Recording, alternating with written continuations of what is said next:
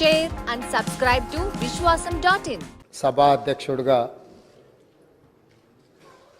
గడ్డం ప్రసాద్ కుమార్ గారిని ఈ శాసనసభలో కాంగ్రెస్ పార్టీ, భారత రాష్ట్ర సమితి, అదేవిధంగా సిపిఐ, ఎంఐఎం పార్టీలు ప్రత్యక్షంగా మద్దతు పలికి ఏకగ్రీవంగా ఎన్నిక కావడానికి, అదేవిధంగా భారతీయ జనతా పార్టీని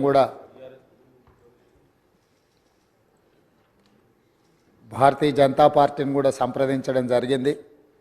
వారు కూడా పరోక్షంగా ఈ ఎన్నిక ఏకగ్రీవం కావడానికి సహకరించారు.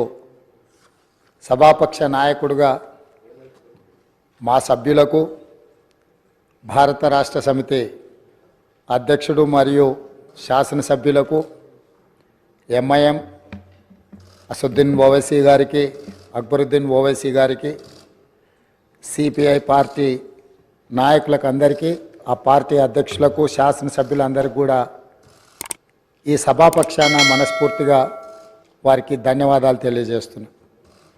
ఈ సభ ఒక మంచి సాంప్రదాయానికి మొదటి రోజే మనమందరము ఒక మంచి సాంప్రదాయాన్ని ముందుకు తీసుకెళ్ళడానికి అందరూ సహకరించడం, ఈ సాంప్రదాయం భవిష్యత్తులో కూడా కొనసాగాలి. ఈ మంచి సాంప్రదాయము సభ సమన్వయంతో, అందరి సహకారంతో ఈ సమావేశాలను మనం నిర్వహించుకుంటే తెలంగాణ ప్రజల యొక్క ఆకాంక్షను, తెలంగాణ ప్రజల యొక్క ఆలోచనను ఈ సభ ద్వారా పరిష్కరించడానికి అవకాశం ఉంటుంది. అదేవిధంగా గడ్డం ప్రసాద్ కుమార్ గారు నా సొంత జిల్లా, నేను ఎక్కడి నుంచి అయితే శాసనసభ్యుడిగా ప్రాతినిధ్యం వహిస్తున్నానో ఆ ప్రాంతం వాడు. వికారాబాద్కి చరిత్రలోనే గొప్ప పేరుంది.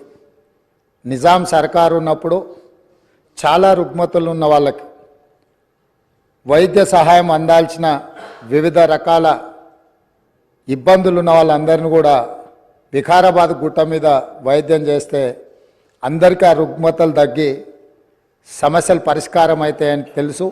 ఇప్పటికి కూడా అక్కడి వాతావరణం, అక్కడి గాలి, అక్కడి నేల ఒక మంచి వైద్యానికి ఉపయోగపడే ప్రాంతం. ఆ ప్రాంతం నుంచి వచ్చిన గడ్డం ప్రసాద్ కుమార్ గారు మన 3వ శాసనసభకు స్పీకర్గా ఎన్నిక కావడం ద్వారా సమాజంలో ఉన్న ఎన్నో రుగ్మతలను, సమస్యల్ని ఈ సభలో వారి నాయకత్వాన చర్చ జరిగి పరిష్కారం అవుతుందని చెప్పి నేను స్పష్టంగా భావిస్తున్నాను, ఆశిస్తున్నాను. అదేవిధంగా వారు అతి సామాన్యమైన కుటుంబం. వెనుకబడి చిన్న వయసులోనే తండ్రిని కోల్పోయి కుటుంబ బాధ్యతను తీసుకొని 8 మంది సోదరీమణుల మధ్యలో ఒక్కడుగా చిన్న వయసులోనే కుటుంబ బాధ్యతను భుజాల మీద వేసుకొని 8 మంది ఆడపడుచులను సమన్వయం చేసుకుంటూ సమాజంలో కుటుంబం యొక్క గౌరవాన్ని నిలబెడుతూ ఏ లోటు రాకుండా సోదరీమణులందరినీ కూడా ఈ రోజుకు, ఆ రోజు నుంచి ఈ రోజు వరకు సమన్వయంతో ముందుకు తీసుకెళ్తున్నాడు. అంటే ఉమ్మడి కుటుంబం ఎలా ఉండాలి, ఉమ్మడి కుటుంబంలో కుటుంబ సభ్యులకు ఉండే సమస్యల్ని వాళ్ళు అడగక ముందే గుర్తించి పరిష్కరించడం తెలిసింది అని అంటే ఈ శాసనసభ కూడా స్పీకర్ గారి కుటుంబం. మనందరం కూడా వారి కుటుంబంలో సభ్యులం. అది ప్రతిపక్షము, పాలకపక్షము, విపక్షము అనే విభేదాలు లేకుండా సభ్యులు అంటే ఈ సభ యొక్క సభ్యులు.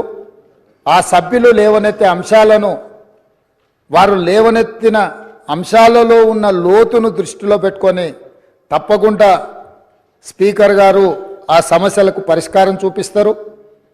ఒక కుటుంబాన్ని, ఉమ్మడి కుటుంబాన్ని నడిపించడం, సమన్వయం చేయడం, సమాజంలో ఆ కుటుంబం యొక్క గౌరవాన్ని నిలబెట్టడం తెలిసిన వ్యక్తులు ఈ సభకు సభాధ్యక్షుడు అయిందంటే మన అందరి యొక్క హక్కులను తప్పకుండా వారు కాపాడతారు. Like, share and subscribe to Vishwasam.in.